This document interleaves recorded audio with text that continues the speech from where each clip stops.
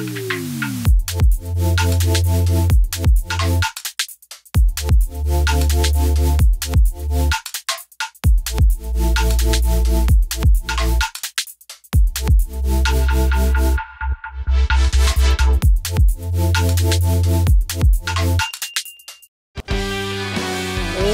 is going on, people in the house? Who the fuck do we have here in my shed? It's one and only Rowan. What's up, my man? Yo, what's going on, man?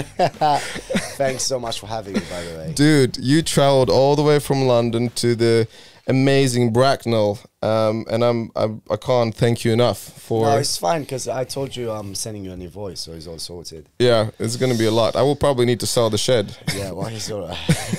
Sure you can afford it. Cheers, man. Thanks so much for coming over. Thank you. So, me and Rowan, we know each other for about 7-ish years. I think it's more. It's even more than that. I think it's more, yeah. What year we first I moved to met? London 2011. That's more than 7 years. Yeah.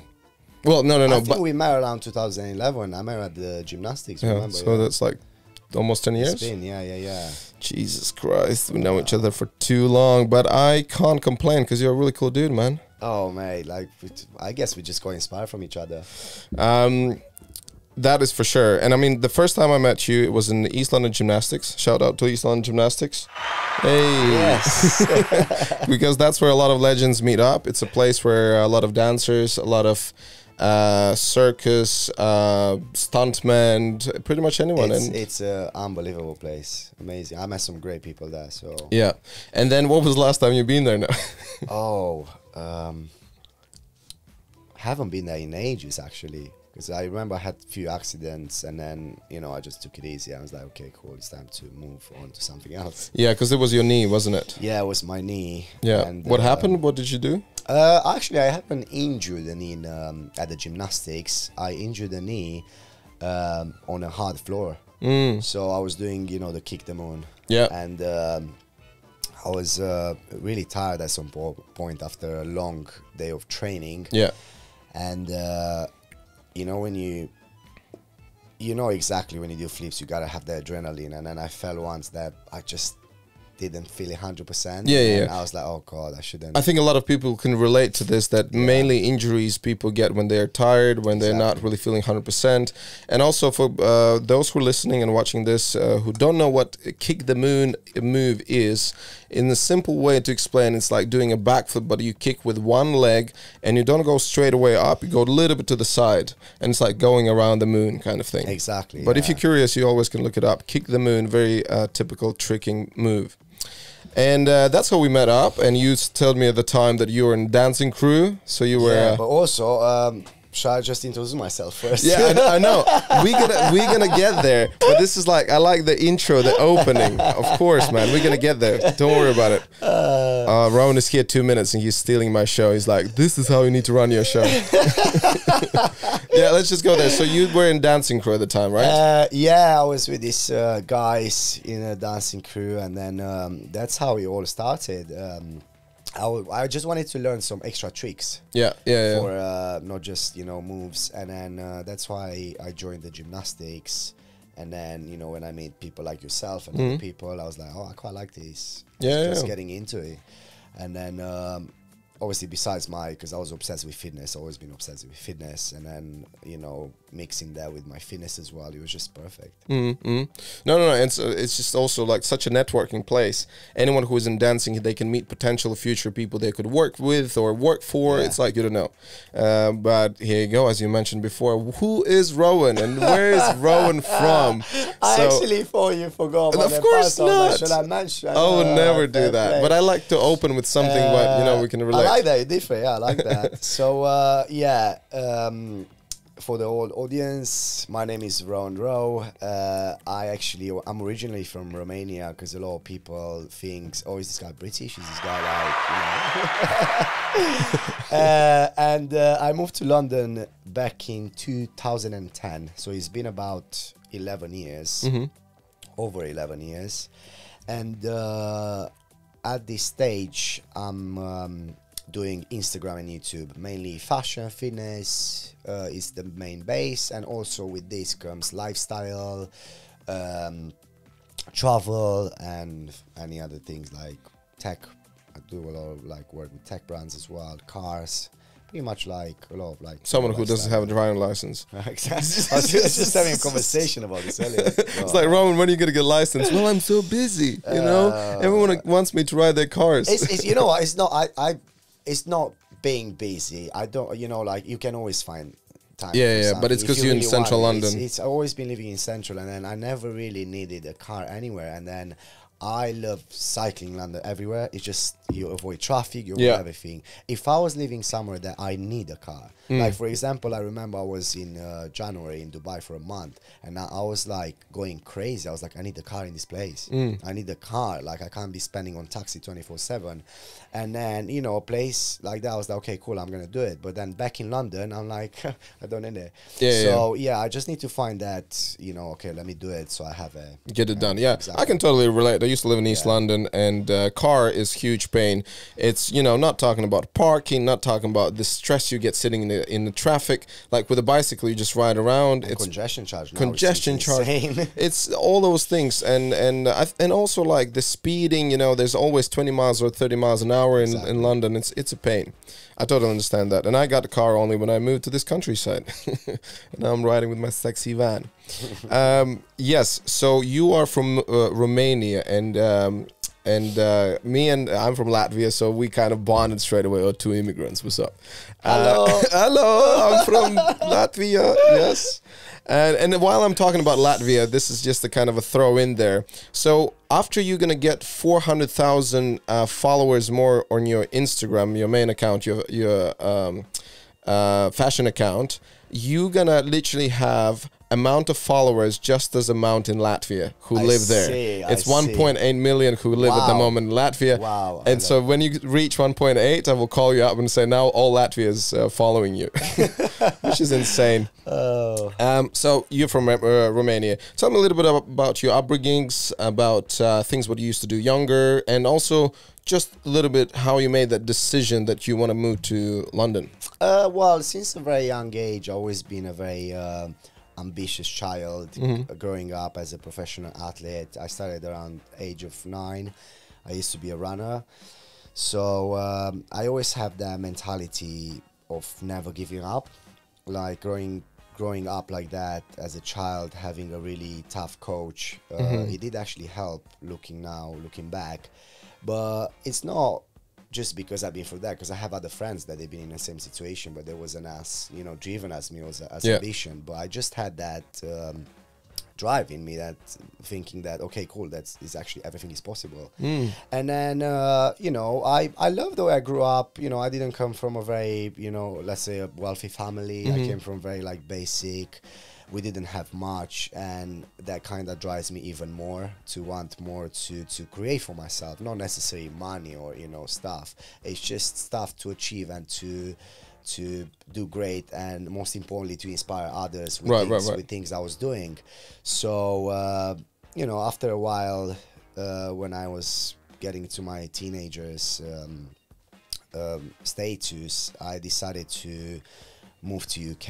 I always wanted to go to America actually, but the American dream, right? Yeah. Do you still want to go to America? Well, I haven't been yet actually, but I realize, for being so many years in UK, I realize how I've been traveling around the world, pretty much everywhere besides US. But I realize how much I miss London, how much I miss UK everywhere I go. And I'm sure I will like America. I'm sure there will be a lot of things that I will fall in love with, but this is my home. I think London will be always in my heart. And not just London, UK in general. I just love it here. So I moved to UK when I was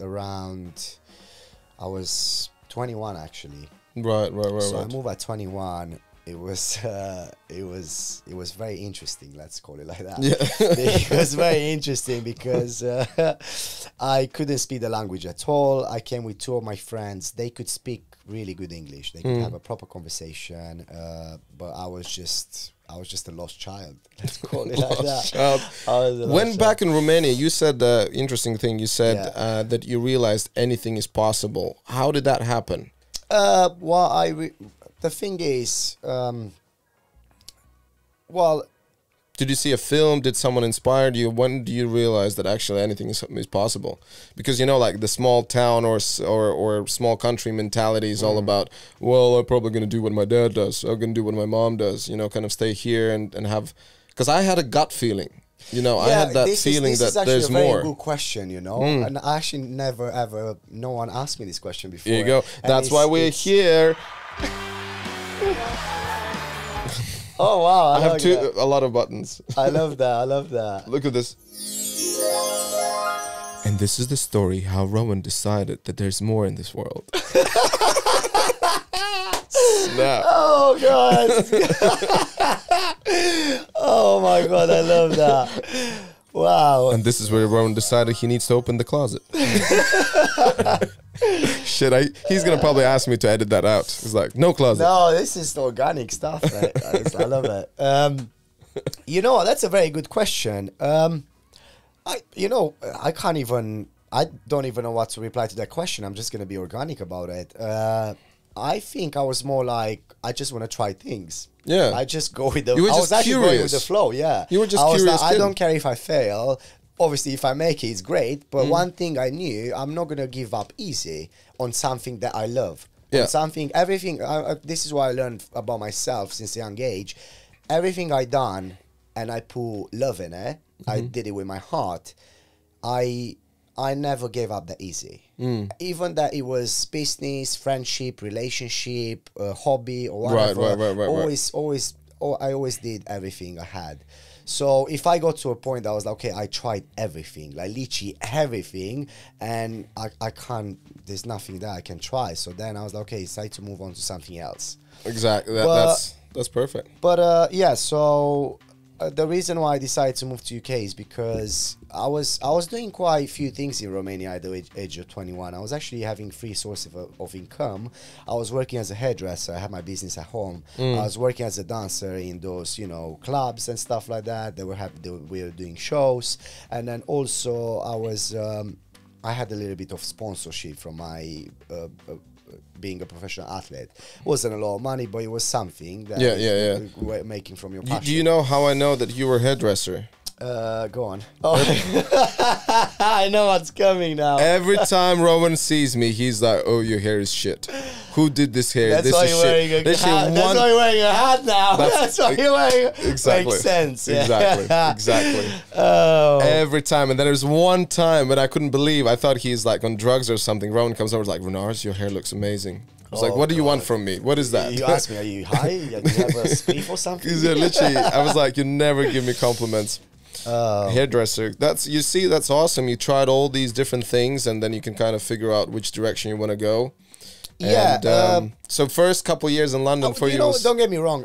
All these three things I was doing, I love them. So I love them, but I always try to think long term. Yeah. So I was happy. I was waking up fucking pumped. Yeah. I was loving what I'm doing. I'm going to bed pumped. I have my business, everything. I'm a happy person. But I was just like thinking one day, and I said to myself, I was like, okay, cool. I can do these things, like where I'm going to be 5 years from now, where I'm going to be 10 years from now. And for me, it's not about like, okay, building these things up. Yeah, it's great. But in Romania, and you know, you're European as well, and you know, many countries in Europe, that it's as much as you can do. It's as much as you can be. You need to know some people to get. Dude, I can't agree more to you, because that's that's the reason why I moved out of Latvia as well, because I used to MC events and parties, right? I used to be microphone on stage, all this stuff, and I realized only 3 years doing this, I realized I'm doing pretty much the biggest events there is. There's like, that's the ceiling. Where would I grow? Do some dodgy stuff to do well. Yeah. In certain cases. Well, my point is, I'm trying to say that there's, I'm not sure about Romania. Romania is bigger than Latvia, but still, the ceiling is very low. You know what I mean? There's not much to grow further. Of course. Yeah, you know, you're not going to be hairdressers, so what, are you going to have your own business? You're going to open like hairdressing salons, like, and do you want to deal in that business environment and be there? Like, I realize for me in Latvia, it was just like, my main point and what I learned since I've been in UK, let's say if Romania or Latvia has a pure talent, right? I don't think that talent is being rewarded enough. That's why I learned here. And then here 100%. in UK or US, if you're a pure talent, they help you. They help you to, because think about it, it makes common sense. Yeah. You represent the country. So that's amazing. They help you to, you know, you represent the country, and then okay, this is one of ours. But where we're coming from is not like that. It's just such a I feel like we're way behind, and then it's not just being behind, it's just being the sort of culture, and it's just, that's why I didn't like it since I was young, and I was like, I don't want to be in a country that the country doesn't, you know, reward you or just like to appreciate your talent and stuff like that. But also you see the infrastructure. You see, like, you can be the best actor, the most talented actor, you speak only Romanian, and you're only in Romania. The same thing with Latvia. How much further you can grow. Exactly. So you see, like, if you're a big star in, let's say, Australia, and you speak English, people around the world, they can understand what you're saying, and the film, like, you can, honestly, like, and that's, I thought, it's just so unfair to, like, Latvian actors or Estonian, Lithuanian, you know, it's like there's just such a small market. And what's happening on overall, and I'm sure from Latvia as well as Romania, we had so much talent around the world, but no one knows they actually Latvian or Romanians. And for me, someone, if they're gonna ask me now, yes, I am Romania, but I don't represent Romania. Romania is not, I was born in Romania, but like, England made me. So I will always represent the country that I actually achieve stuff, because while I represent, you know, I don't hate my country, don't get me wrong. But I represent someone who actually gave me a chance. So, and the way I look at it, I am from Latvia, but I represent myself. That's great. That's how I look at it, you know. You're Rowan, you represent yourself, and it's like that's your story. That's where you started, but that doesn't mean that that's who you are. Exactly. You know, just like the saying, whoever you've been in the past doesn't mean that's who you are at the current situation and the current time. So yeah, you see, we got philosophical very quickly with you, my man. Great. Okay. So from Romania, moved to London. So the first like 2-3 years were fun. Just to realize what the hell you're gonna do, how you're gonna do shit. It's been a journey. I was literally like, I had days when I was walking by myself in a park and I had tears in my eyes, thinking how the hell I'm gonna pay my rent, or how am I gonna buy food the next day, or stuff like that. But you know what? Looking back, this is the days where actually. I always say a broken heart or a hungry stomach, that's the day that makes you who you are today. 100%. And I'm so happy that I've been there, because, you know, I'm not saying you never know who I'm going to, you never know what's happening tomorrow. We can always be there. Like, we learn a lot about the pandemic and stuff, so you never know what's happening overnight. But the most important thing, you've been there and you know how it is, and, you know, we realize that, it's possible. It's possible. But it makes us also humble, you know, in a sense, as like we can appreciate those things. Whatever you achieve now, you don't take it for granted. Exactly. You know, like for me, working as a stunt performer, I go on a set and I know like the money is very good and everything, but in the same time, I appreciate that, and I know, look back, like what the hell was happening with me. And I guess in your case, similar as well. Yeah. I can totally relate that when I moved to Canada. Like UK for me was a little bit easier because I already learned the language a little bit more and had some savings. In Canada, I slept on the floor for like 3 months and did door-to-door sales, going from house to house.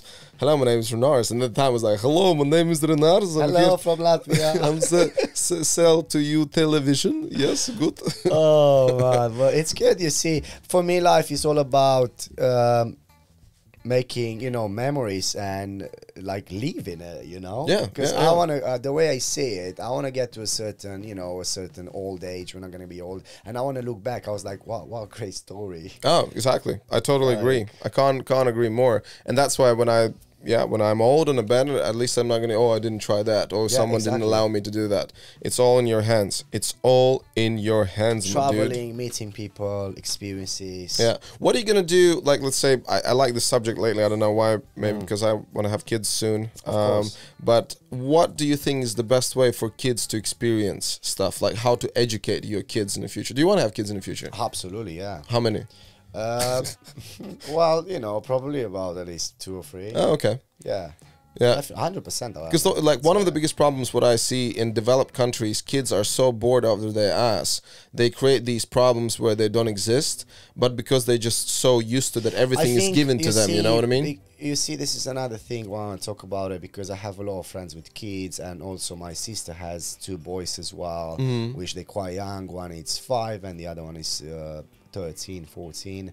And I think the problem with the kids these days, I think the most important thing is sometimes it's parents' fault. Because what I realize, the parents, they don't invest their time in their kids. Yeah, you spend time with your kids, but you don't invest your time in your kids. I from what I see from other people, that they have a great, let's say, example of a child, I can see they best friends with them. So your best friend, I'm not going to judge you 24/7. You're a kid, you're learning, you know. So you invest the time, and you speak like best friends. You're not going to, like, you know, make that feel. Yeah, you need to make the kid feel that you his parent, but at the same time you're best friend, and you invest the time with them. Not just like, okay, cool, that's the food, okay. Just do something with that kid. Take some time. And probably one of the reasons why is that is happening, because that's how they were raised, most of them. Exactly. You know, and it's quite interesting that if the parents back in the days didn't spend much time with you, because there was not much of like internet and apps and all that stuff, we would be outside playing with other kids and socializing and creating that kind of a bond and creating that relationship. Then nowadays, the biggest problem, I think, you know, as we're going to discuss this further during our podcast today, about like a social media, how amazing it is, how beautiful. There are certain things that's so positive, but at the same time it can be such a negative thing as well. Absolutely. But you know, talking about kids as well, there's kids these days that they're absolutely bored up their ass, that literally they just stay, they play, and then they don't know what to do anymore. And there's also kids that they actually use social media so smart, not just to play. They make money from games. They're YouTubers. There's so many teenagers out there, they make money on YouTube, you know. And then there's other teenagers, they just go up and smoke some pot around the corner. Think about it. So I think it's all a choice in life. And you know, no matter what sort of family you come from, it's your decision. And I think these things you kind of grows from a young age with you, because I see kids, they come from such a like shit family, right? Let's put it like that. Like they have nothing to learn from the family, but they actually such a wise kids, and they take this as a lesson. I was like, okay, cool, my mom, my dad didn't really have the knowledge to give me this, but let me just do my way. And there's kids like that, you know. And it's also kids, they come from such a great families, they have everything, and then, you know, they end up being, you know, drug addicts or stuff like that. That's I think one of the craziest and probably most difficult subjects ever is that I saw that as well, was raised in a small town, and I would have exactly the same opportunities, exactly the same wealth in my family like my other mates. But for some reason, you know, looking back now 15 years ago or 15 years further, like I'm here like traveling the world doing all of that stuff, and they're still in that little town doing their thing. And that's like the only way I can explain it. We just somehow have this feeling of curiosity, and then we want to experience that. Of course, and that's how we just get divided. Same level for years. Yeah, but the question is why some people choose that. You know, that's because I tell you why. It's so easy to be comfortable these days. Comfort zone, you know? isn't Comfort zone, 100%.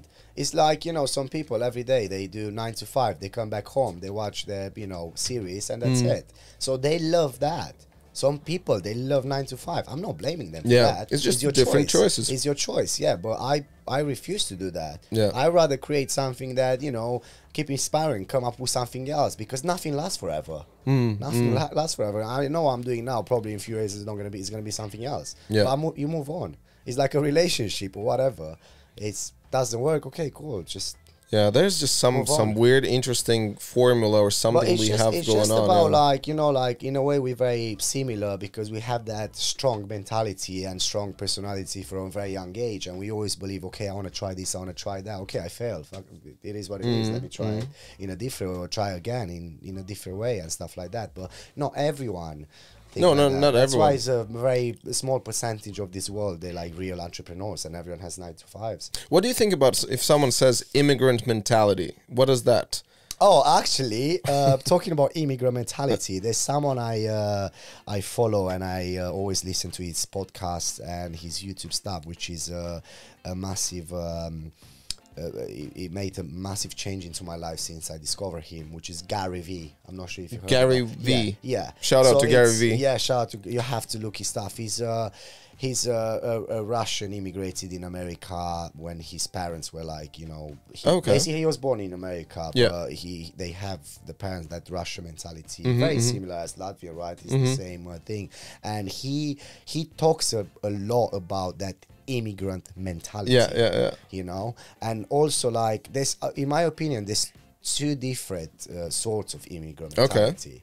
There's immigrant mentality that is just as much as you can go, and this immigrant mentality that you can, you know, when you come to a country like this and you see the opportunities, you just take it and take it and you go for it and you work and you know, or others, they just stay there in a comfort zone and they just, you know. Right. So that's my opinion. What do you think about that? Well, I've read some books before, I forgot the titles now, but there's this idea that immigrants, most of the time, they go all or nothing kind of thing. They they are afraid to return back to their hometown or home city and say that they failed.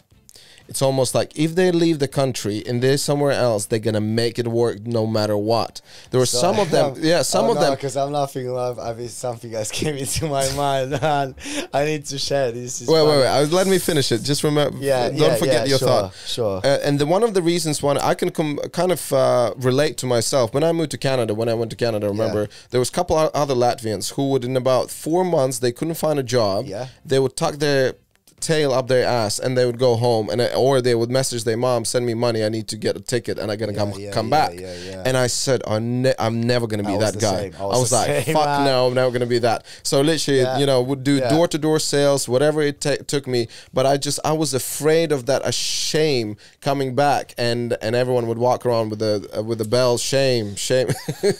No, but with the idea that people, you tried, you failed, whatever, you know, but that was my kind of thing. It's like it's a very small but a very important part of it. I just wanted to prove that I can get this done. And now from then on, anything what I do, also like qualifying for a British Stunt Register, there was some disciplines and things what I need to learn. I would be like swimming test was like, there's no way I can do this. This is so hard. You know, then even starting podcast. There was like, when I started in Bali, so many people around me, what are you going to be talking about? Oh, you need this, you need that. I was like, fuck it, but I just started. But you know, that's how you learn. Exactly. More and more. But there's so many people who would say no. People love to talk, you know. It's just people one of those love things. to people before they start something, they're finding the excuses. Yeah, they looking instead of saying, okay, what could go well, they say, oh, what could go wrong? Yeah. So that's the reason why so many people they fail. What is the thing you remember there?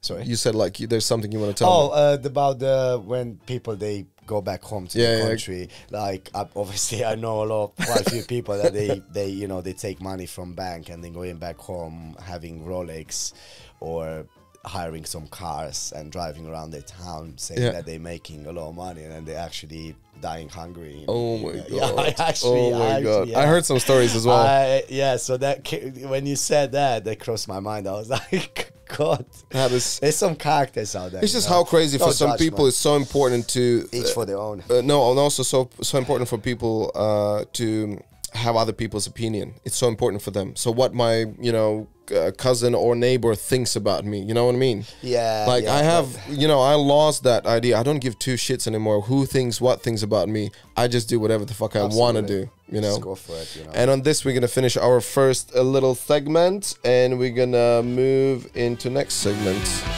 in a little break. Rowan, show me a dance. Oh shit, the wave comes in. Oh shit. I think Rowan really liked this sound. It's like a magic. I have this Romanian sexy man in my shed named Rowan Row. Here you go. We're back with our next segment. And now we're going to talk business. We're going to talk shop. We're going to talk serious shit. Okay. You have 1.4 million followers. Is that crazy? On Instagram, 1.4 million followers, and on YouTube, 1.5 million subscribers. Yeah, I actually opened it right here. Look. Oh, by the way, that's not me. What do you mean?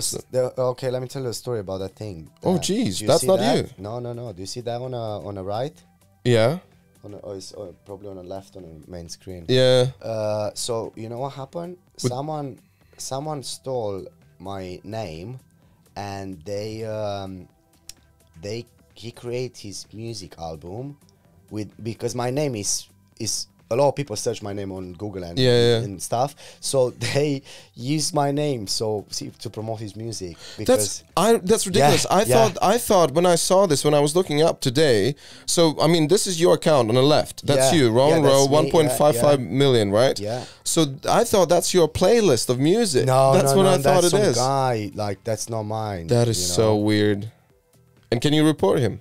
Well, I haven't even tried a lot of things. Like, I don't even know who's the guy because I can't find him. And how does he just comes up on your freaking page? I don't know who made that. I don't know who made that. That is weird. It was just when you put on Google, it just comes up. Album by Rowan Row. I was like, what's that? Wow, that's not even my logo. The guy just creates like some. There you go. And this is a interesting segue for us to talk about how. Why is he coming that? Because when you put my name on YouTube, you should come just my page. I don't know. I just that's how I did. If you just search, just click on Rowan. Hold on, go back. Just click on Rowan Row. This one, yeah. Okay, so this is the right. Yeah, this. Yeah, so he comes up only when you search that. So 1.55 million subscribers on YouTube channel, and you started YouTube only recently. I mean, dude, it's a great story the way my YouTube blow up. It's incredible. I wanna hear it. I wanna hear it. In less than a year, I earned more than 1 million subscribers. That's insane. But is it mainly because you have a strong Instagram following? Because I was doing before. I started YouTube. I started YouTube before, obviously when my Instagram was still big. Yeah. And my YouTube was very hardly growing. Right. And then what happened actually, because you need to understand, and for also listeners as well, YouTube has such a different audience than Instagram. So all my audience on YouTube now, they actually said, "Oh my god, you that guy who's got like this got my Instagram. I didn't know you do fashion and stuff like that." So I have two different platforms and two different audiences, which is great. So what happened with YouTube? I was doing before it exploded. I was doing a little bit of YouTube, like just my usual stuff, some fashion, a bit of fitness, a bit of grooming, some vlogs, and my YouTube was about 20K or something like that. Yeah. And I wasn't posting very often, like, you know, talking about like sometimes like 3 times a year or something. But yeah, I wasn't really putting. You were not consistent. Yeah. And then I went through some phase. I said to myself, well, you know what, I want to start, which was in 2020. I said, I want to start 2020 to post 1 video a week. So I had to come with an idea what I could create for my channel to post 1 video a week. So I said to myself, I'm going to do the same thing. One week I'm going to do some fitness, 1 week I'm going to do some vlogs if I'm traveling somewhere, and then I'm going to do some you know, fashion videos as well that's related to my Instagram. And then what happened in March, obviously pandemic happened. Yeah. And I came with this idea. I said, okay, well, let me do more fitness home workouts, because in my head I just wanted to help people and inspire people to how they can train at home without equipment.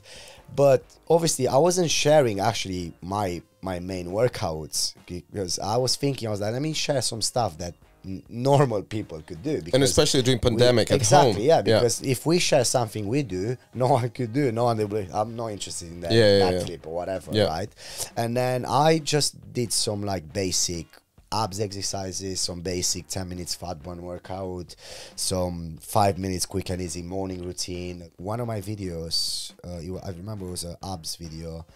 It went, in the first week or 2 weeks, it went literally over 1 million views. And I was like, oh wow, it's crazy. And then every time a video goes viral on any of your social platform, then your subscribers or followers rise up. So one of my friends said to me, who was actually quite experienced in YouTube, he said, oh, if a video went viral in let's say fitness, try to create the same content, because the audience, they actually going to be interested in that. So I did. I was like, okay, cool, I'm going to push this properly. And then I was creating every week more and more and more videos. And then more videos went viral. And I remember one day I created this video and I wasn't really happy about it. I was like, you know what, there's nothing else to lose. I'm just going to put it up, because I'm creating content all the time anyway. And then I put this video, which was 10 minutes fat burning morning routine. And literally that video went crazy viral. So it's just been about a year, and now it's almost on 30 million views. Wow. So if you search it, you can see the video and audience as well. So we're talking about. What do I look for? Like 10 minutes fat burning routine, and it should come up because it's one of the top worldwide. So if you go down, that's me. Hey, insane. 29 million views. Yeah. Jeez. So, it's been about a year ago. I need to change the intro, man. What are you talking about? It's sexy. It's me with my long hair. Hey guys, Rowan Row here. Welcome back to the channel. Today, I put together the perfect 10 minutes fat burning morning routine. You can do this every day, anywhere you want, because you don't need any gym equipment at all. All you need is a plain mat, that's it. Right, enough talking, and let's get to work. Yeah, and they see your abs and they're like, oh my God, this must work. I don't think it's all about that, because I've seen a lot of great models out there on YouTube. From the comments, what I realized the audience... I'm just joking, Roman. Why are you so serious straight away? But a lot of people will say the same thing, Obviously, it is important to look good. Does that piss you off? But I think the main reason why video goes viral because the people actually said that you don't do a lot of talking and you just go straight to the point. Straight away, yeah. Because what the audience does, they play the video and they work out with you. Yeah. So they got the timer, they got everything, and they're just going for it. Really nice spot as well. Where did you find this? Like one of the parks? It's in Kensington Gardens in London. Nice. Sick. Well, listen, congratulations, man. You hit the spot. And that's also something what you're very passionate about. Yeah. And you started your kind of influencer's career, if I may say that. You started with fitness photos. I started with photos fitness in the beginning, yeah. I was doing quite a few. When was that? Shows. How long ago was that now? Well, I started before the Instagram, actually, because I was posting a lot of stuff on Facebook before. I started doing some fitness shows as well, and then I had a bit of success in the industry, and then I started becoming a judge for Food Federation, teaching other, competitors how to pose, how to do all this stuff. And I got to the point of this career that I was enjoying it, but my page was like, when Instagram started, I seen quite a few Insta models out there that have such a clean page, and I was like, I want to kind of change my page in a way, but I don't want to produce just fitness. I wanted to produce a little bit of other stuff, like some lifestyles, some fashion. While we're talking about fitness, it's very important to mention that Rowan made it sure that I competed once as well.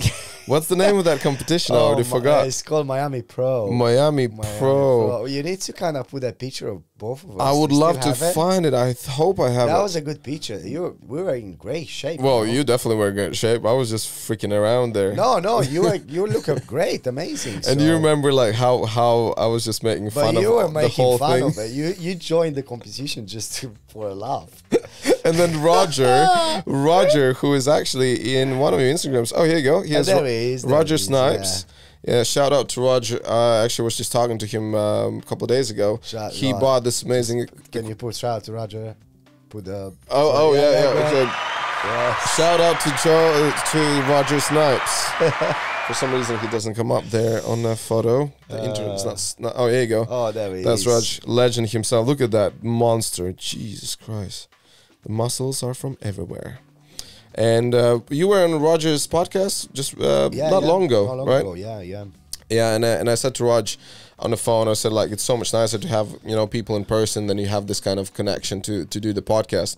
But he said, like, well, try to do that if someone is on the other side of the world, which I was like, I totally agree. Yeah. So Raj is a legend. We know him for ages. Really inspiring guy. So yeah, back to that competition I did with you. I don't know if I'm gonna find it. I have somewhere photos far away. But yeah, thank you so much for getting me on it. It was an interesting experience. I remember we did the prepping day before. We definitely had to have a glass of wine. Yeah. Because I think I remember you stayed over at mine. Yeah, I stayed over yours. We had the steak and the wine and the whole how it should be done. Big prep, yeah. Well, this is one of my latest like topless photos in Bali. You know. Yeah, but you've always been in a good shape, you know. Yeah. I think about it, for our age, so we kill it compared to a lot of people out there. Exactly. Do you tell people how old are you? Or that's the secret. Yeah, no, it's not a secret. Yeah, how old are you? 32. 32. So Rowan is 5 years younger than me. Woo! I need to give you that button because you love it now. You're just like, give it to me. Okay, it's gonna take ages to find that photo, but yeah, there is a proof out there that me and Rowan, we competed. But then also they asked us to perform a little dance for them as well and stuff on the stage. You remember that? Oh my God. That was not actually. It wasn't Miami Pro. It was TFE or something. TF something. Oh my God. That was a different competition. Remember when we did that move? Yeah, exactly. So. Oh my God. Come on, it was fun time. It was, of course. 100%. Oh God. So here you go. So you have this amazing page account on Instagram as for fashion. So then you have fitness and you have. Now a new one, a home. How did that came up? How did you decide to? Well, with the home, obviously, I moved by myself a year ago, and I kind of had a chance to do my own interior design, everything. So I bought everything I have in the house, furniture by myself. So then I realized I just wanted to share with people my style. And it's quite, I call it a significant style. It's somewhere in between modern and vintage. So, because a lot of people, when I was putting on my normal Instagram account picture, for example, this, right? A lot of people, they ask me, where's the sofa from? Where's the table? Where's that? And then I said to myself, well, I could still make a business from this and talk to brands, the homeware brands, that, everything I have in a house, we could do partnerships. And because my audience, they're always asking me. That makes total sense. So I have a few brands, they send me some stuff, but most of the stuff I have in a home, I purchase myself. Do they ask, where's this guy from? From Romania. It's like hashtag made in Romania. Basically, yeah. Can you get partnership from there? Yeah, I should be more consistent with the page, but it's just really hard when you I have 3 Instagram pages and then I have a YouTube channel as well. Yeah. So every now and then I share something here, just for the public eye. Yeah, so 3 Instagram, 1 YouTube. And also click on the YouTube story. That's the main. Go back. Oh, YouTube story. You see that? Go back. On my main page, Instagram page. Oh, main Rowan. Yeah, this one. Yeah, and click. You see that YouTube? Oh, this one. Yeah. No. Oh, go back. Sorry. I'm new. With this. You see down there? Down left. Left. This one. Yeah. Oh, okay. So that's the proof where I, if the audience can see that, where I kind of earn. Yeah. Oh no, that's a wrong. That was one. just your chest. That's a wrong one. That's where I. Yeah, 1 million subscribers. When you earn 100,000 and 1 million YouTube, they check your account to see if it's legit. And they send you one of the plates. Here's the proofs. I didn't know that I can just pause the story. How the hell that works? Awesome. Well, this is insane. But also, you did a little bit of TikTok, but you kind of... So what happened, in the pandemic, I was doing TikTok. I grew it to about 50K. And then because my YouTube went over the roof, I realized I actually enjoy more doing YouTubing than TikTok. So I was on Instagram, YouTube, TikTok, and it was just myself creating content. I wasn't having any help. So I was like, I'd rather do 2 platforms properly than... Willy vanilly, yeah, exactly. So then I kind of stopped TikTok because I enjoy the platform. Don't get me wrong, but I just didn't really have the time to be on all of them. I have a life as well. So exactly. Well, that actually brings me to the next thing. So what I noticed, and when we just met, and I remember we used to hang out, whatever, and you would say, "Oh, I just want to take this photo and that photo." Yeah. So you would have your own cameras, your own setup, and you did all the photo stuff. So would you say that now you have some photographers you hire or you collaborate with someone, or you still do all your images yourself? Some of my images, if I do hotel work and then I'm in my hotel room, or if I'm in my house, I take the pictures by myself with the tripod. But most of the images now, because I make friends in the industry, we kind of take pictures of each other. Yeah, just makes sense. I'm really happy that I started the way I started, because now I can say I have an eye for photography. I know exactly how to work a camera. I know when it's, to the settings and everything.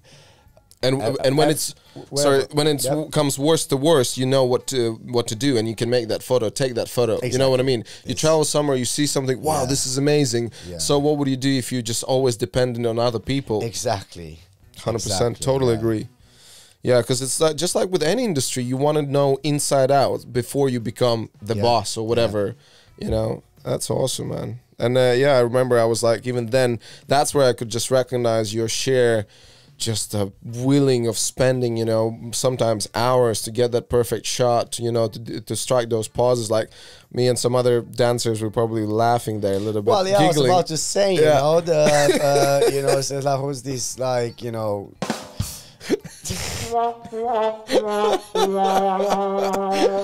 abuse we used to give to Roman. What's this guy doing? And I was like, I kind of had a vision. Yeah. So for me, I just wanted to, we were talking earlier, the transition from fitness to fashion, because we started speaking a lot about the fitness. And then I wanted to bring more to the page than people already had, because all the fitness guys, they had a great physique, don't get me wrong, but they have no style. And all the fashion guys, they had physique, but it wasn't that polished beachwear physique. Right. I wanted to create that modern gentleman, let's call it like that, where he looks good in a suit, but when you take the suit off, it looks nice fit, but then it looks great in a suit. It's not massive, it's not big. And then that's what I wanted to create. And then obviously I didn't really have money to spend on photographers, and I said I need a lot of content, so I don't have someone to just take pictures of me every day. So I said I'm just gonna buy a tripod and a remote control and a camera, and then just take pictures, and then it worked. Obviously there's Thank you. There was a lot of guys who were laughing, I was one of them, just because because you know why? Because one of the reasons is, first of all, I didn't know what's the deeper idea behind it. Yeah. All I thought was, Rowan was like, oh, look at me, I'm so sexy, I would take a photo. That's all people. That's what everyone thought about exactly. it. But with me, it was like, I just wanted to create this page to kind of get an idea, to give ideas to guys how to dress. That's perfect, man. Yeah. And then everyone thought, what's this guy all about? And I love it how you were like, I don't give a fuck. I was literally didn't give a shit. Because in my head, I was like, I'm not stealing, I'm not doing anything illegal. Yeah. I'm just creating a page where I inspire You've done people. it enough in the past, so now you don't do legal stuff. And then it got to... it just went... it just went... Rowan's like... Oh, man. So, and then I remember there was a time where my page... it started to become business. A lot of brands were contacting me to ask me how much I charge per post and all this, and I'm like, sorry, you want to pay me you want to send me clothes for free and you want to pay me as well to post? And I'm like, that doesn't make sense. He said, yeah, we love your content, so I think you should be rewarded for that. And then I realized, I was like, wow, I can turn this in a proper business. Do you remember how long ago was it? It was around 2015. 6 years ago. Yeah. So obviously there were other people that were already doing it, but not many guys. There were more girls. There was more girls industry. But then I was like, that's so cool, because there's actually, in my head, that's the moment when I clicked. There's actually not many guys who does this, and I could start something. I could change the world. Think about it. Yeah, 100%. Guys will see and they want to do it as well. And I'm like, I was like, one of the first that actually I can start this to be a thing. Because, think about it. Brands, they need guys who, can style a piece of clothing or something. And then when I was creating more and more content, I got a few partnerships, and then I got to the point that I had to leave my previous job. And then I left there, everything was good, and then my Instagram got hacked. Yeah, I want to get to that one. It was I felt so sorry for you, man. I was like, he worked so hard. You had like 500,000 followers. No, I haven't had that much. I had about almost 200,000. Oh, 200,000. Okay. Yeah, so it was just my word, literally. ended for me. Like, imagine you wake up one day and your business is gone. Yeah, you make no money. It's gone. That's what I'm saying. I felt really sorry for you. So, but what I realized that day, it's not just that I lost my Instagram. I lost a lot of friends as well, because what I realized, when I had about, a few people that I was hanging around with them probably 3 times a week to shoot, and then after I lost my Instagram, those people didn't have time anymore to hang around with me. And then I realized, well, hold on a second, those people that hang around with me because they were growing their profile. Sorry. No, that's all right. They were growing their profile because I was growing so fast, and that's the reason why they were hanging around. And however, those people, I asked them like, oh, can I come to the event with you, blah, blah. I said, oh, sorry, I don't have a +1 and all this. I was like, wow. And I got, you know what, that made me even more ambitious. That made me, you know what, I'm going to fly all over your asses again. I just wanted to prove a point to myself, not to anyone. Yeah. And I started the Instagram again. And that's why I say, you know what, I'm not going to follow anyone, because I want to see if I create a product good enough, people will follow it because they get inspiration. Here's the proof. You follow 2 people. Because it's just my profiles. Yeah, I know. Because I only start follow these ones, because the profiles I have now, I only started them like in the last year or so.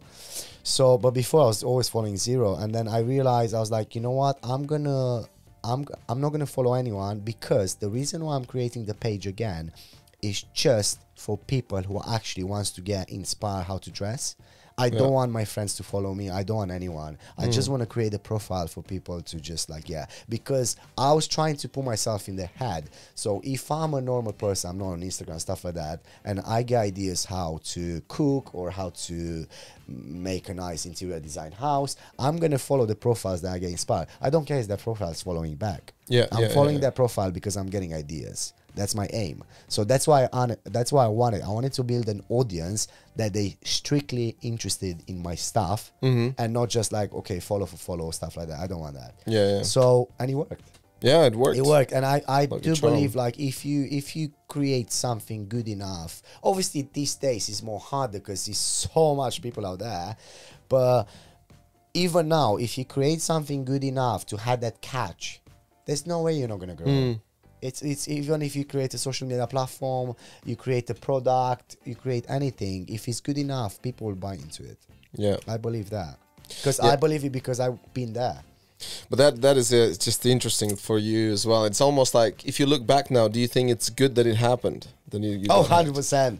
100%, because I learned so much from it, and it actually made me more, more driven towards it. And I learned a lot about, how to avoid to be hacked and all this stuff, because back then I didn't know much. And also, besides that, Instagram wasn't such a business as it's now. So now it's proper, it's a big thing, Instagram account. It's like a bank account. Yeah. Because back then it wasn't taken that seriously. For a lot of people. Yeah. And that leads me to kind of a next thing. Imagine that all of a sudden, all the social network would disappear. No Instagram, no Facebook, no YouTube. No. And I want to ask you, what would you do? I'll do exactly the same thing what I did when my Instagram was gone. So I actually had to get another job to make a living. And as I'm a very passionate person and I have so many passions, so I said, okay, what can I do? What's my other skill? So I got a job in a gym as a personal trainer. I used to be a professional athlete. I finished sports science. So I just want to train people to help them reach their goal.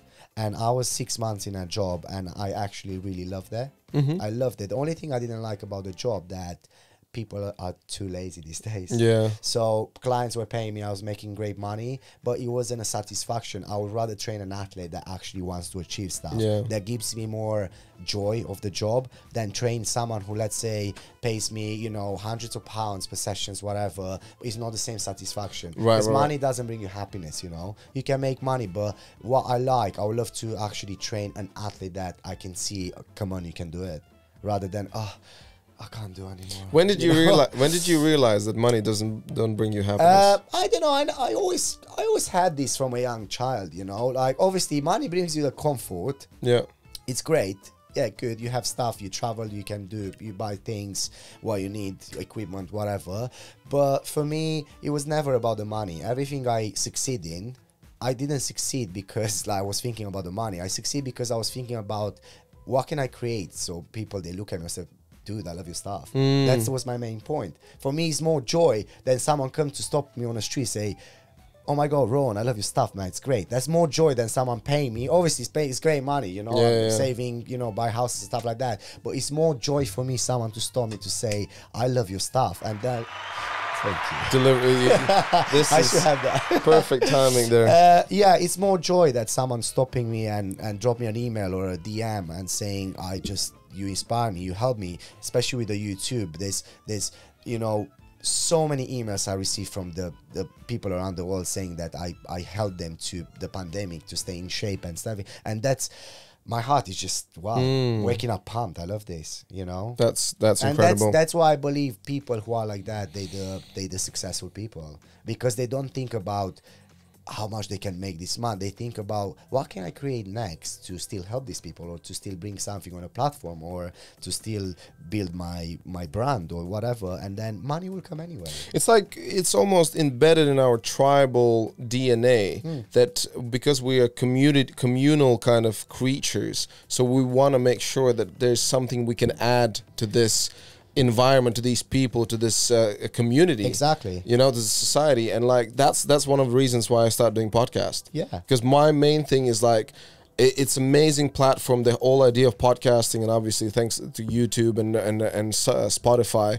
that we can share with these ideas. Like, for example, there's going to be some, you know, young Rowan living wherever who would like to do these things, and you can be a good inspiration. Absolutely. And another thing about, you know, your podcast and stuff, you obviously you have great communication skills, and you met a lot of people as well. So that's why it's great to do it. It's amazing. And it fits you and stuff like that. And I always say, talking about money and joy and stuff like that, it's, we come in this world with nothing, we're living with nothing. Yeah. So the only thing what we can take with us, and this is my mantra or my kind of slogan, is our experiences. Exactly. Experience of doing, traveling, meeting people, helping people, and knowing how it feels to have that experience. And quite often when someone says like, well, do you want to have kids? You know, it's like, because they are worried about their legacy. It's like, oh, I want to leave something after me. But does that really matter? Or it matters that experience that you grew, you had this child, you had the experience of having family and knowing how it feels. Exactly. And then when you depart from this world, you know, you can have all these things, you can look back. Because one of the greatest feelings, like when I was just picking up you from the station, we had such a warm exchange straight away, and things what we used to share, what we experiences we had such a good laugh. And that's the only thing what we have. Absolutely. You know, on this one, we're going to finish our second segment, and we'll be back in a second. Come on, show me the dance. Uts. And we are back. So basically, Rowan said that I have no sense for fashion, and I decided I need to put this on. He was not impressed. He was like, what the hell is that? He was not impressed. So here we are. Going scuba diving. What are you talking about? This is a really cool outfit. Actually, this is an outfit from my friend in Bali, Disco Ball. That's her business name or her nickname, Jessica. Shout out to Jessica. Yeah. What happened? What did we do? Shout out to Jessica. Oh, right. Yeah. Oh, no. Yeah. I like how you just do this. It reminds me of like the 70s MJ parties. There you go. No, I like this outfit. It's beautiful. I don't know why to put it on, just for a little laugh. Okay, me and Rowan, we talking a lot about social media. Is that what it's called? Social media? Social media, yeah. Yeah, social media. What is there any other like crazy up and coming platforms? Have you noticed anything? Well, TikTok, they've been doing great. Yeah, TikTok has been smashing it. It's crazy how Instagram literally copies everyone. Yeah, they bring everything, every platform that comes. Instagram, they like TikTok, right? Yeah. And then Instagram, they created reels. Yeah. I know. So it's copy paste. YouTube as well. Yeah, YouTube yeah. Oh my god. It just goes there. Yeah. Who else? Oh, sorry. You have to. And it is quite interesting what is going on, and just like the influence what all these platforms has, and I was just a couple of days ago I was thinking like, who is watching TV with all the commercials? Well, the TV in the modern days is the phone. Everyone is like, tip of your fingers. Yeah, all the information is there.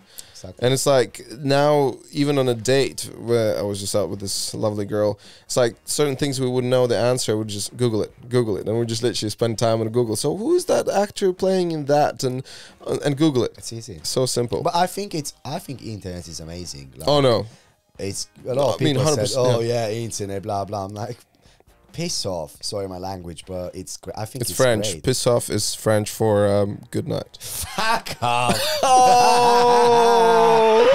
Swearing in the house.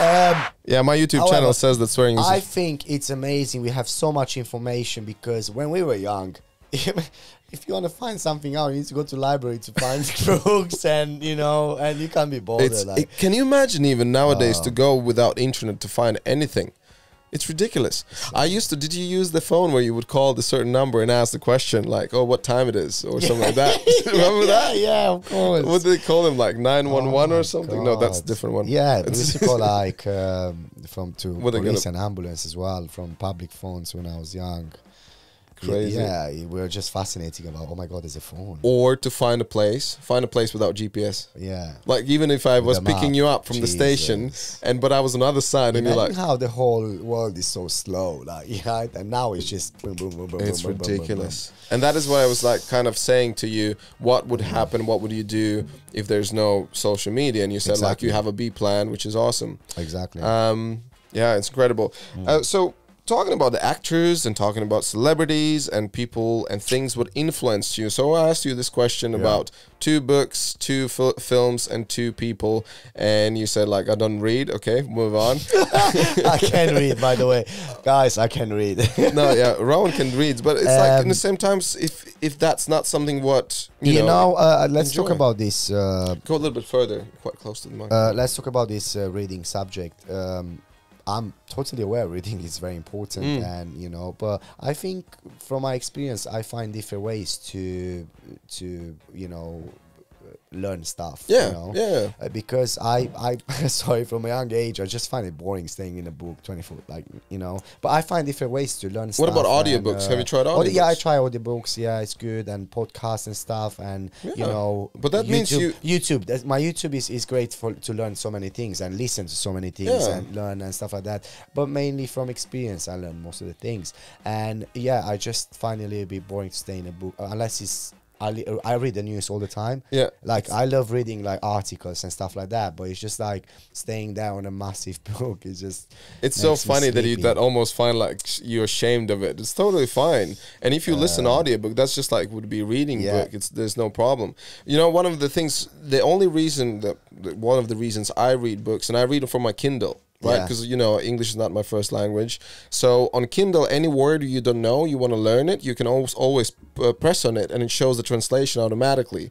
And it saves in vocabulary, which you can afterwards look up and I learned these words reading this book.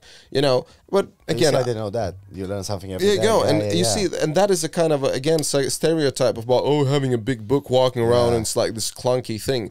The Kindle is the size of your phone pretty much. You can take it anywhere you want, and you can read in the dark, so it's like, things like that. So maybe you're going to try Kindle in the future.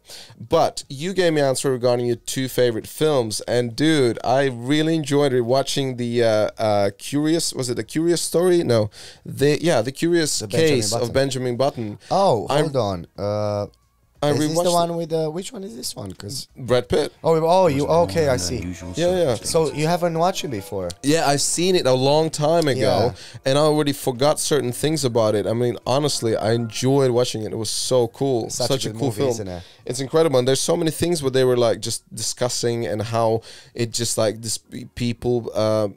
Kind of perception of like, it looks so ugly and so different, and that's why. And then some people didn't care, like that lady who took him as his own child, right? There was it was an elderly house where she was working, and the real father left this baby at the doorstep, right? And this black woman, she picked him up and raised him as her own child.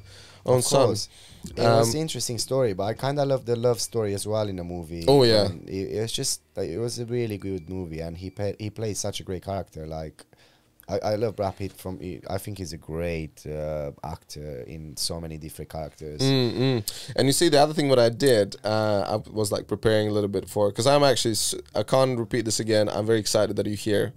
And one of the actual reasons is because I tried to do an interview with you about 2 years ago, and like my sound was not right, this was not right, and I felt so bad that I didn't do it right, and I was like, oh, I wasted Rowan's time, and I was just like, oh shit. But now finally, with this all set up, I'm like kind of feel ready, but I wanted to make sure I'm ready. Anyways, of course. So I did listen to an audiobook about Brad Pitt's biography. Okay. And and one of the things what they say straight away, well, he's well known because of his good looks, and then the second thing was like saying, and his great acting, and that kind of bugged me because like it's not his fault that he's such an amazing looking guy, and he has amazing talent. And this film is such a good proof because, as you can see from very beginning, like he had CGI'd face and everything, so you can see only his acting, so it's not about his great looks. Yeah, absolutely. But then when he was actually getting great looks, it was insane. Like that girl. But I don't think he likes that, because I've seen a few interviews with him when people said about his looks. Oh yeah, no. He doesn't like that when mentioned, because I genuinely think he's a really great actor. Like, not do you get that? Because you're freaking because hot. a lot of people said the looks, I don't necessarily believe that, because there's so many good looking people there, and they never made. I think you looks matters, but to a certain degree. Yeah, certain degree. To a certain degree, like, because I always say, look, consistency beats talent.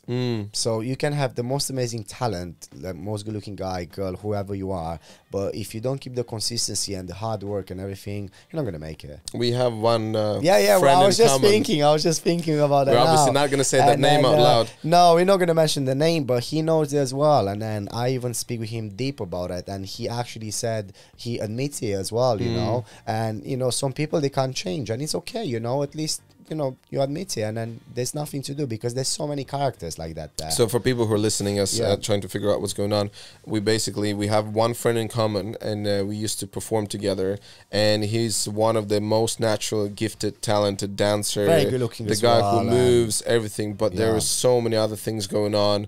Well, one of the biggest one was just with commitment. He would say like, oh, we're gonna do this, we're gonna do that, and he would never come like, kind of no discipline, no nothing. You're not gonna go far, or you're not gonna achieve certain things if you're not focused to these things, or to show interest. You can have the biggest talent in the world, but that's. I remember you sent me on Facebook something about 3 different athletes. Oh yeah. That was a great example. Yeah, there was an example of how in Australia there was this. I think it was a football coach. Who was asked by some of the kids' parents, saying, so how big of a percentage is that my child is going to be successful athlete, or going to be actually pro athlete? And the answer from that coach was that, and because some of those parents had their kids very talented, so obviously my child is so talented, and then he basically broke it down. I don't know exactly how it was that. I already forgot now. But the long story short goes, whoever put the most work in and was the most consistent, it doesn't even matter how talented he was as an athlete, he would still prevail and would be the one who would kick ass in the end. And most of the time, the ones with the biggest talent actually don't go much further. Yeah. So this film, honestly, thanks for suggesting it. I rewatched it. It's really fun. It's actually really funny. There's a lot of cool, interesting moments, and cool film. So about Brad Pitt, and his life story is like how he was with Jennifer Aniston, then he went to Angelina Jolie, and it's like you think Jennifer Aniston was such a crazy catch, but then he was like, oh no, I gotta move to this lady. Anyways. It's just that just thinking out loud. And the other film you were saying was the Den of Thieves, right? Den of Thieves, yeah, Den of Thieves. Sorry. No, go for it. It's like I started watching it. It's a very random movie, because a lot of people say, "Why you like this movie so much?" And the reason why I like it so much is because I love the way. So for the listener if they have a clue about the movie. I like the way they plan the whole, and there were just some people coming out of prison, right? And then they were so smart for some thieves, right?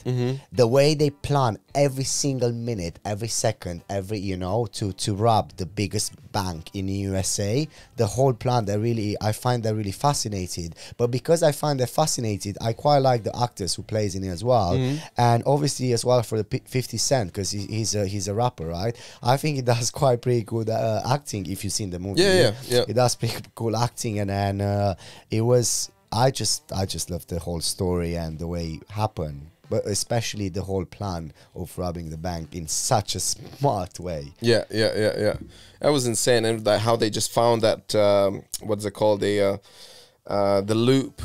loophole. So where the money is about to be destroyed, and then they figured out if they catch it right at that moment. Do you think that's a real story? How the money will move in a bank? Or no idea, dude. That's insane. You would need to do a research. Of course, yeah. Can you imagine if it is real? How many people try to do this? Like, oh yeah, let's do this. Imagine, did you see that film? We should do like that. I really like the. They had a great team, like in terms of there was one hacker, there was one. There was a good team. Yeah. In there, so you would say you enjoy the idea of planning and then executing it instead of just going in the dark. Yeah, I think you have to have a plan. Yeah, and that's why you like this movie. A goal so without much. a plan is just a wish. Yeah. Wait. Oh, it's not a joke. Say it again. A goal without a plan is just a wish. Boom. Nice. Yeah, that's very important to have that plan. So this was film, and then two people we already mentioned Brad Pitt, but then the other person, Dwayne Johnson. Oh, Dwayne Johnson. Yeah, I the two think he's people who such would an inspirational inspire character. you. I love his whole story with $7 in his pocket. Yeah. And stuff like that. And then you see, that's a great example for him because he wanted to succeed so much in American football, right? And then, sometimes you want something so much, and that thing doesn't happen, but it leads you to something better. Exactly. And that's why I find it very inspirational because, probably we've been there. And I mean, there's a lot of people they've been there and then they realize, well, actually, that's the best thing that never happened. To fall, and it's amazing. It's like with my Instagram, when my Instagram got hacked, probably that has to be meant to be, and always everything what happens in life, I think you shouldn't, obviously you sad at the time, but then try to see it as it happened for a reason. Yeah, because everything happens for a reason. Everything happened for a reason, for sure, 100%. So I think it has such an inspirational story, and even not just because that story, he's such a hardworking guy. I just respect him. He's got a family. He's just killing in the gym, and he's just doing his acting. The guy never sleeps. Did I tell you my story with the Rock? No. Yes. I met him, yeah. That was good. And you were shaking. I was working on Hobbs and Shaw. Yeah. So I'm getting on a set. Look up with the call sheet. Oh, Dwayne is there. Jason Statham is there, and Idris Elba. So I'm standing. It's in the middle of London, right next to Gherkin. Gherkin building, outside Gherkin building. So we're getting ready for the set. So I'm just standing there talking with other stunt guys, and we see Idris Elba's coming on the set. Everyone's, oh, look, Idris Elba. Oh, he's cool. Yeah, cool. And then Jason Statham comes in. Oh, fuck Idris Elba. Look at Jason, like he's cooler. Let's go. And then Dwayne is coming, and you're like, fuck both of those. Like, that's the guy, And I was literally standing between Dwayne in front of me, Jason one side, and Idris on the other side. And we were shooting for like 4 days. And I never had this like starstruck feeling. I worked with Ryan Reynolds. I worked with Samuel L. Jackson. You kind of course, fine. But this guy was one of the exceptions. So basically, I was like literally repeating in my head, preparing, rehearsing what I'm gonna say to him. And it was something like, so Mr. Johnson, you've been such inspiration, blah, blah. And then on the last day, and this is the last moment because he had to leave. He was in a hurry leaving, and I literally ran next to him, and I looked up, and he's so tall and massive. I literally looked up like I'm with my mom. I'm like 5 years old, and with my mom asking for a candy kind of thing. And I look up him, and was like, Mr. just such a pleasure. Thank you so much. Inspiration. And he just looks at me down. He's like, you're welcome, brother. And just kind of shake my hand, and it was crazy. Oh, shit. Because in the beginning, he looked who the fuck I was. I was like, oh, I'm a stunt performer. I was just with you because we were wearing masks, so he couldn't even see our faces. Yeah. But anyways, sick, man.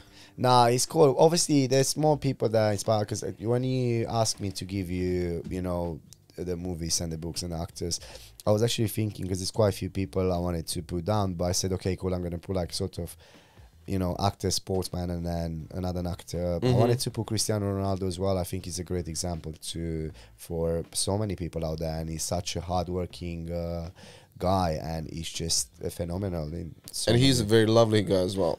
That's the point. It's so humble. It's insane. But what do you think?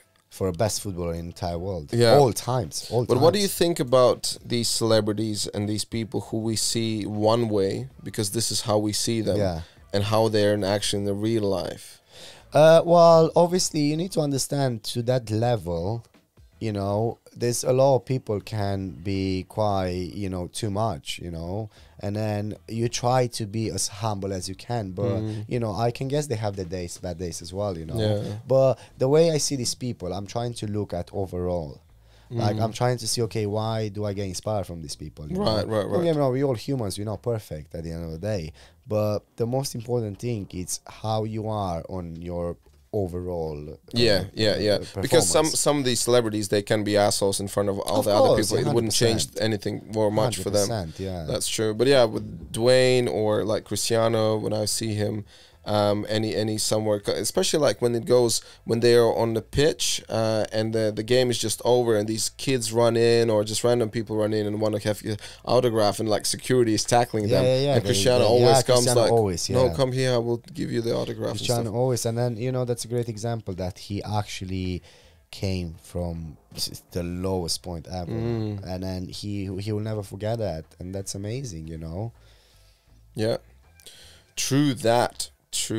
And then with Brad Pitt, I just remember like how many other cool films he's done where it was not much about looks and stuff, like Moneyball. Do you remember that one? Yeah. Such a powerful But I film. like the Inglourious Basterds. Inglourious Basterds. Oh my god.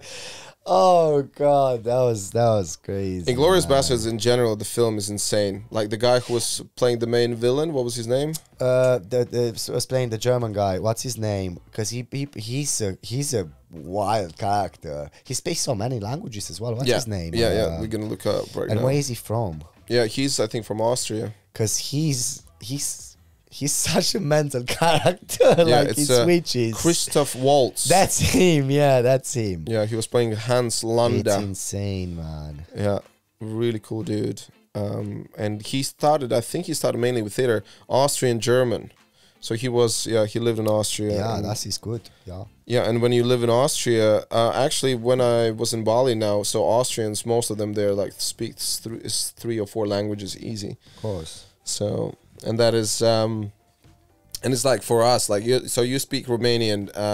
Did you speak any other language? Well, I understand a bit of Italian and Spanish because they're very close to Romanian. Actually, we have so many different, similar words.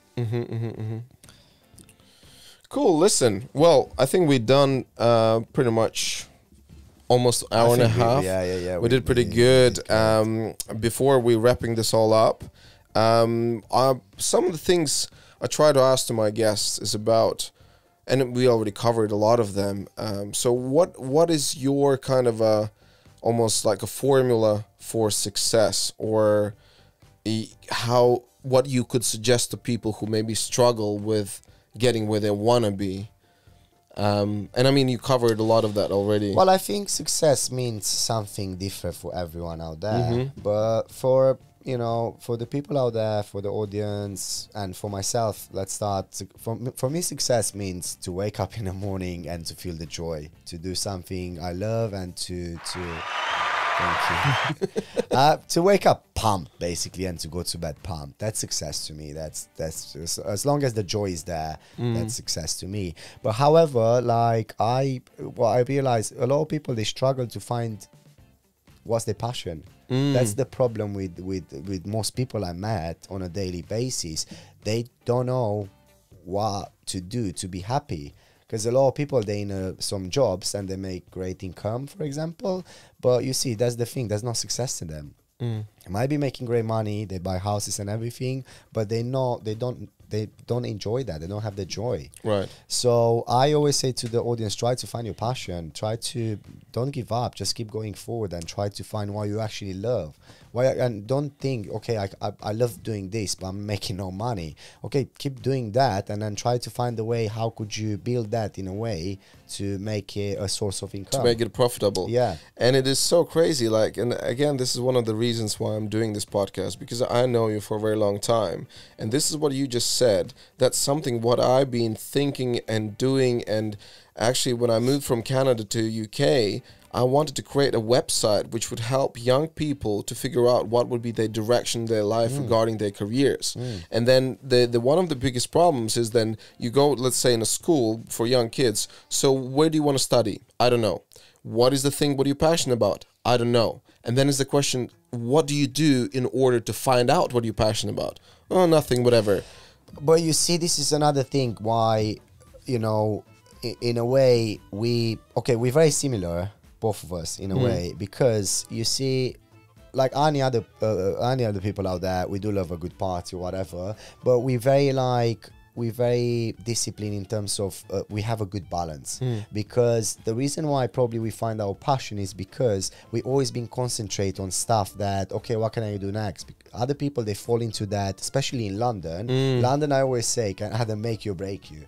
I don't think there's in between in London. Like, a lot of people, like, you start going out and stuff like that, and then you get into that life, and then you just enjoy that life. But then you need to know when to stop, and you need to know to focus on, okay, what can I do today? Like, you know, you go swimming, you go, like, you know, fighting and all this. You always have something going on. I think like what you're referring to the rat race. Exactly. When they get in that rat race. Exactly. And then basically because they, you know, and that comfort as well. So they make this money, so they pay for their apartment or whatever. Yeah. And then as soon as if they would quit their job and then they would try to go for their passion, they would need to give up all those comfortable things around them, and that's what the biggest thing is, and they're afraid of.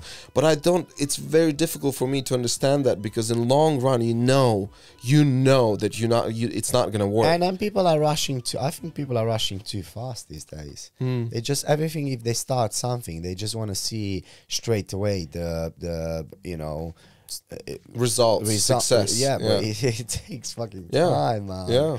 Like, it takes time, everything. And then you never know. The more you do it, it could pop overnight. Yeah. And it also, like, and one thing to this is, like, I started just recently doing Brazilian Jiu-Jitsu.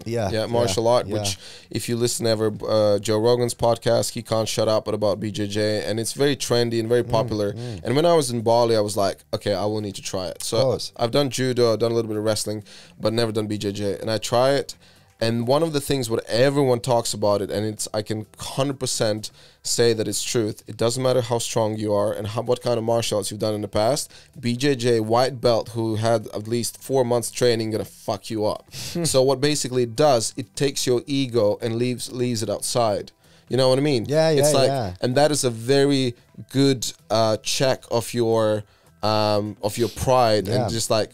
So I was, and this kind of leads me to this question. So right now for training, what you do is mainly fitness, right? So you do weights. What do you do? What kind of training? I mix match, mainly weights. I do, you know, every now and then I'm doing some heat training and stuff like that. And I cycle every day, like everywhere.